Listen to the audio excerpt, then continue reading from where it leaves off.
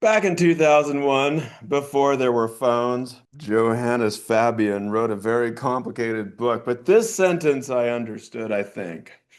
In this course, we have been talking about the wonders of how anthropology can teach us things about people and humans and human beings and all this great stuff that we've done. But the truth of the matter is that in some ways, anthropology emerged not because it was trying to be some sort of science, but out of a very colonial encounter between certain parts of the world, you might call the European and later the North American part of the world that we're extracting things, people, stuff from other places. And in fact, our whole world is in some ways born of this system of what our textbook calls extractivism. In the last class, we talked about the colonial encounter, how people started coming over on boats from Europe to the Americas at first. And basically, one of the driving factors of that was the idea that they were going to get stuff and people and labor from these places. And so, for the first people to feel this new regime of extractivism were the indigenous peoples of the Caribbean, who were displaced and made to labor in their own homes on new conditions. And a lot of it was in the search of silver and gold, certain mines that were discovered. What is now Potosi, Bolivia, supplied almost half of the world's silver. Extremely profitable for the people who were mining this place and energizing the world's trade routes, which had been around for a long time. We talked about ancient trade, but this was a new economy in which people were industrially extracting minerals like silver. Not as much gold as they thought they were going to get, but the silver was hugely important. After that, or in tandem with that, other European powers came in and introduced a plantation agriculture system, mostly based on the labor of enslaved Africans. And it would take at least 10 million people from their homes, ship them across the world, mostly into Brazil, actually. That was the largest place of enslaved Africans, but also many of the Caribbean islands, mostly to grow sugarcane for the developing places in Europe and the Industrial Revolution. And so it led to a number of societies in the Americas that became structured by both an extractive economy and a hierarchy of peoples, some of whom were trying to be or were placed at the top of the ladder, and others whose role was to be made to labor for those who owned these things. In the last class, we ended with the idea that these societies, we could probably call them the beginnings of societies that were white supremacy. As a label that we sometimes talk about with the United States. We often hear this about the United States, but the truth of the matter is these places probably first got started in much of the Caribbean and Latin America. So if you take places like Argentina or Chile, Mexico, probably also as much, if not more, structured by this white supremacy ideal, the idea of the blancos or the white people on top and the indigenous or African people at the bottom, or what we call structural racism. Now, what we know is the Industrial Revolution was based upon or grew out of this extractive economy. It was, in fact, the silver and the gold from these mines, the industrial organization of the plantation system, which was provided the resources and a template for the kinds of things that most of you now know about in the Industrial Revolution. But it came first in the Americas and fed into that system and left behind quite a lot of, your textbook talks about disaster anthropology, quite a lot of problems in terms of environmental issues, deforestation, mining communities that were left in toxic conditions, plantations where not only people had to labor in extremely harsh conditions, but left the land in very depleted of its resources. And so I'm not trying to say that these things didn't do any good in the world. Of course, there were lots of benefits to having industrialization, but there were a lot of people who fed into this system and were left behind by it. As of about, say, 100 years ago, there were a number of assumptions about the modern world that everybody just assumed this was true, whoever you were. One of these assumptions were that the people who were here before, the indigenous people or the Native Americans, were all dead and gone. Or if they weren't dead and gone, they probably would be soon, that they were just not really hanging on and would be going away soon. And the key is, or that the key to world development would be that everyone should industrialize in the way that European and Americans had industrialized. And so everybody should build factories and use the efficient European American techniques to build their economies. And that other people, all the things that they were doing, we talked about hunting and gathering or small scale agriculture or small scale trade or herding societies, animal-based herding societies, that those people and those things were at best inefficient. You've probably learned in elementary school that a hunter-gatherer has to have 5 acres of land to live, whereas if you put a tractor on that land, you can produce more food or wheat or whatever it is. At best inefficient and at worst just stupid. And so the idea was that we would go in from the West, from the North, from the United States and Europe and teach people how to use their resources efficiently and plant bananas the way that you should, so you could all have fresh bananas, even if they don't taste quite like bananas.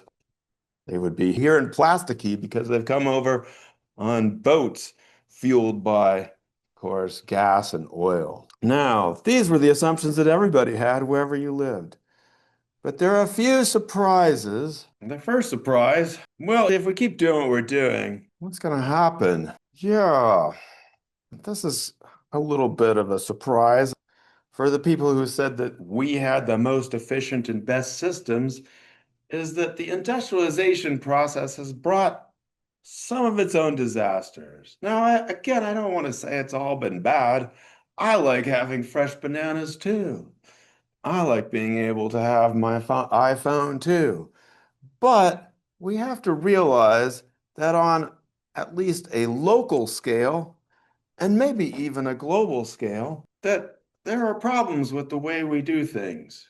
So your textbook talks about, for example, environmental pollution, which is often visited on people who are least able to resist it. And so we often dump our stuff, industrial waste, in places where primarily populated by African American or indigenous people, leading to various health problems. And so there's a local aspect to this, and many of the places in our state as well, in New York State, are in some ways the ruins of previous industrialization or have been polluted in various ways. Hopefully we're getting better about this. But as he says, we're also discovering that there may be a way in which this whole system has created a global problem now that the industrialization and the factory system has spread all over the globe. Burning up the resources of the earth seems to be leading us in difficult directions. And again, I don't want to get depressed about this, nor do I want to say that it's all bad, but it is a bit of a surprise for people who thought that industrialization was automatically going to be beneficial to all the people. Surprise number two. So the idea that the indigenous people are inefficient or stupid, it turns out that some of these things that people have been doing for hundreds or thousands of years might have been a good idea. Maybe it was a better idea to not plow down the rainforest and put up a cattle farm. Maybe they had a good idea about the way in which they were living in and sustaining themselves in the rainforest, for example. So this is a surprise for people who just want to give tractors to everybody, that in fact, people in these areas might know something about the land that they have and might have good values about what it is they're doing on it. There's a third surprise. Now we have indigenous anthropologists. It was once that the anthropologists thought that they were studying people who were going away. And I do not want to minimize the losses and the actual genocide that was visited on the Native Americans and the indigenous peoples of our continent. But we are finding out that, in fact, surprise, indigenous peoples are still here and maybe, in fact, resurgent or important. And so our whole idea about the world, or a lot of people have had to adjust their assumptions about what is going on in the world and how we might live in it going forward. A lot of the things that we thought maybe 10 years ago or 50 years ago just don't seem to be as important anymore. So your textbook has a few lessons, I would say, or ideas about what we can do going forward. What's one thing we can do? Respect indigenous cultures. Yeah, I'm gonna use a slightly bigger word for that, but yeah, respecting indigenous sovereignty, which is the fact that people are not only still here, they have their own ideas about the world, and in some cases are expanding their political and economic footprint. And your textbook gives us some examples of people in the Southwest, but in fact, this is an issue in New York State. It's a complex issue because sovereignty, control over a land. I gave you the example of the Mohawk, for example, who in some ways are starting to question whether they should be part of the United States and Canada. They span that border. Or the Oneida people just north of here.